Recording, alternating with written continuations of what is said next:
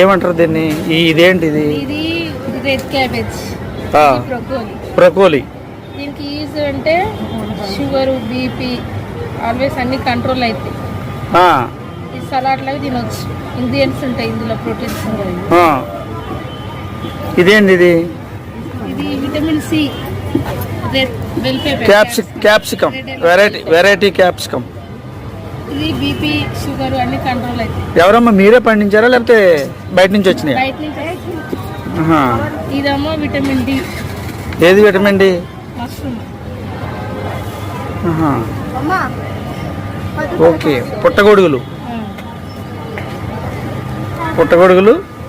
తర్వాత red cabbage.